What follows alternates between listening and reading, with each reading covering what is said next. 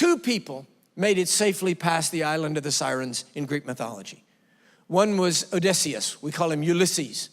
Ulysses heard about the island of the Sirens, so before they got within earshot, he chained all of his men up in chains, and then he poured molten wax in their ears. Then he chained himself to the mainmast. Now there's no one to pour wax in his ears. So he commanded all of his men, when they came within earshot of the island of the Sirens, to scream at the top of their lungs. So they sailed safely past the island of the Sirens, chained up and screaming. Ah! Is that all the victory that we can get? Is that it?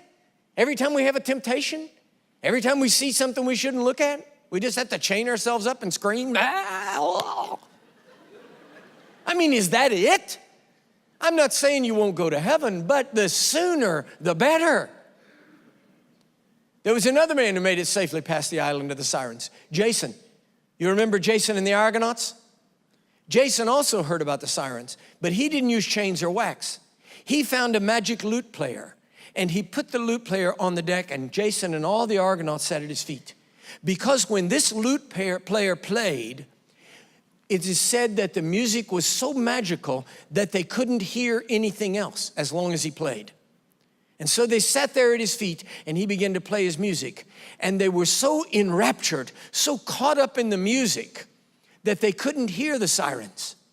And then it says that when the sirens realized they couldn't reach the Argonauts, they fell silent and listened to the lute player. And when they did, they turned to stone.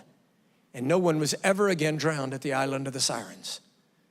Don't you see what it says about holiness? Holiness not just about fighting sin off with all of our strength. Holiness is when we simply hear a sweeter melody. It's not in hating sin, it is in loving the God of holiness. And when we fall so in love with the music of Jesus that we simply don't hear the siren song of sin around us. Listen to me, my brethren. Holiness is not the bad news. How can it be that we have made it so? Holiness is not the bad news. Holiness is the good news.